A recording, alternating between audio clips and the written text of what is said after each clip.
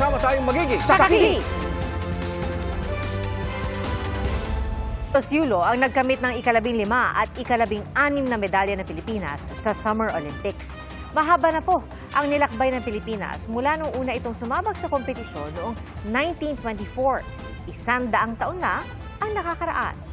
Pinakamarami ang nakamit ng Pilipinas na medalya sa boxing. 8 medalya yan, 4 na silver at 4 na bronze. At 2 bronze na medalya naman sa athletics. 2 bronze din sa swimming na nakuha ng kauna-unahang Filipino at Southeast Asian Olympic medalist na si Teofilo Ildefonso. 76 na taon ang hinintay ng Pilipinas hanggang sa makaginto si Heidelin Diaz sa weightlifting sa Tokyo Olympics. At ngayong 2024 Paris Olympics, hindi lang isa kundi 2 ginto ang iuwi ni Carlos Yulo. Kauna-unahang Olympic gold medalist sa gymnastics, hindi lang ng Pilipinas, kundi maging sa Southeast Asia.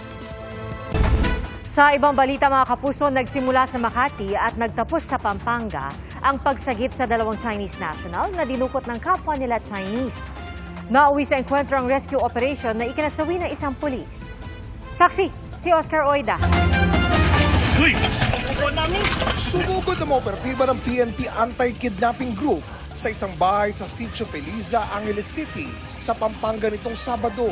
Ayon sa PNP AKG, dito sinasabing dinala ang 2 Chinese na dinukot umano sa Ayala Avenue sa Makati, Sabado ng umaga, batay sa impormasyong nakuha nila sa Chinese Police Attaché.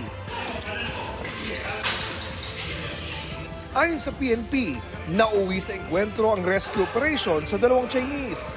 Malubang nasugatan si Police Staff Sergeant Nelson Santiago. Hindi na siya umabot ng buhay sa ospital. Sugatan naman si Police Master Sergeant Eden Akad. Ligtas namang na-rescue ang 2 biktima na ayon sa PNP ay hinihingan daw ng kidnappers ng tig 500,000 Chinese yuan o katumbas ng 8 million pesos. Naaresto ang 2 suspect na ayon sa PNP ay mga Chinese national. Nakuha sa kanilang isang kalibre 45, isang 38 caliber revolver, iba't ibang klase ng jungle knives at drug paraphernalia. Naharap ang 2 Chinese suspects sa reklamong kidnapping, serious illegal detention at illegal possession of firearms. Wala pang pahayag ang 2 inaresto na kasalukuyang nasa anti-kidnapping headquarters. Para sa GMA Integrated News, Oscar Oida ang inyong saksi. Binaha ang ilang barangay sa Cabanatuan City, Nueva Ecija dahil po yan sa malakas na ulan na bumuhos nitong weekend. Nasa 5,000 residente ang apektado. Ilang residenteng inilikas gamit ang bangka. Hindi naman nakasabay sa pasukan ang mga paaralan sa Malabon at Navotas dahil pa rin sa pagbaha. At mataas pa rin ang tubig lalo't may high tide at hindi pa naayos ang nasirang floodgate. Saksi, si Mark Salazar. Ang pagsisimula sana ng klase sa lahat ng antas sa Navotas at Malabon, pribado man o pampubliko, hindi na naman natuloy dahil sa baha. Bukod kasi sa ulang dala ng habagat, inaasahan ang pagsabay ng high tide. Sa Malabon, inasahang aabot ito ng 1.9 meters kaninang umaga.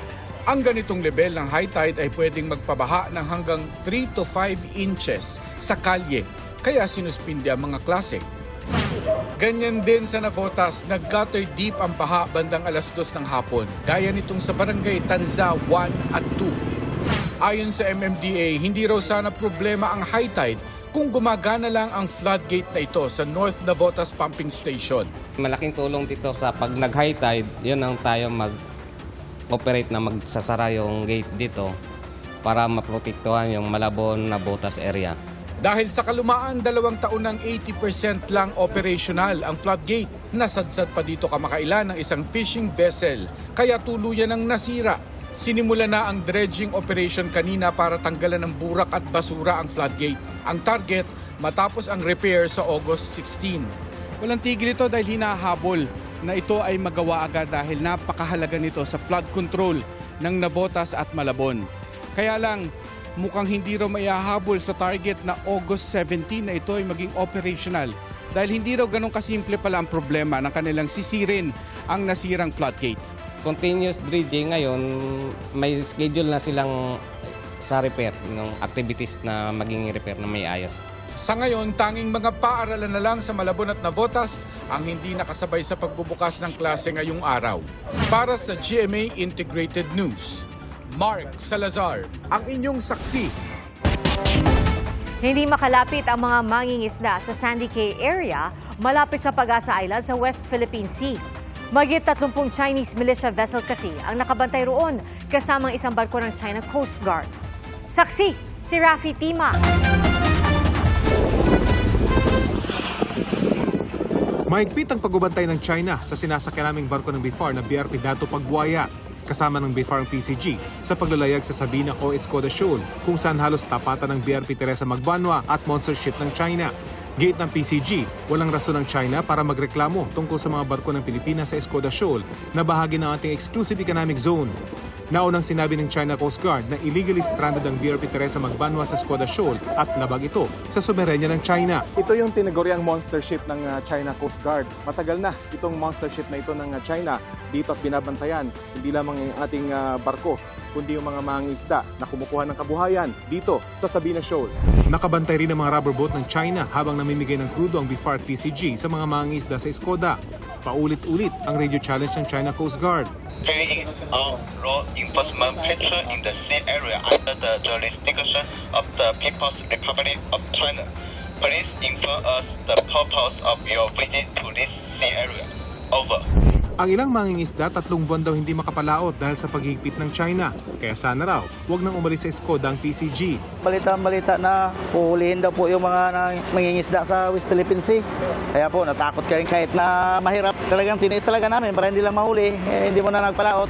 Pero sa Pag-asa Island, hindi na makalapit sa Sandy Cay ang ilang mangingisda. Mahigit 30 Chinese militia vessel at isang CCG vessel ang tila nakaistasyon na dito at hindi na umaalis. Itinataboy ang mga lumalapit.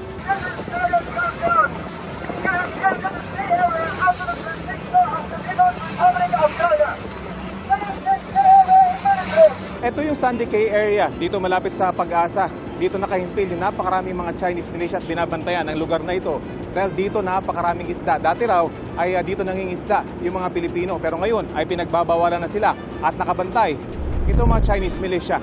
Nasa Manila Port area naman ang Vietnamese Coast Guard vessel CSB 8002 para sa port visit. Bilang bahagi ng kasunduan ng dalawang bansa na paigtingin ang kooperasyon sa maritime security. This will promote and enhance the efficiency of information sharing and the coordination in maritime law enforcement in accordance with international law. Bagamat inaangkin ng Vietnam ang halos lahat ng isla at bahura sa Kalayaan Island Group, ayon sa PCG, hindi dapat makaapekto ang agawan sa teritoryo sa misyon ng mga Coast Guard na tiyakin ang kaligtasan ng mga manlalayag. Bayaan nating umusad, but it will not prevent us also from activities like this na kung saan ang tingin namin makakatulong para ma-build lalo yung relationship. Wala rin daw kinalaman ng pagbisita ng Vietnam sa Sigalot sa West Philippine Sea. Para sa GMA Integrated News, Rafi Tima ang inyo, saksi. Mga kapuso, sama-sama tayong maging saksi.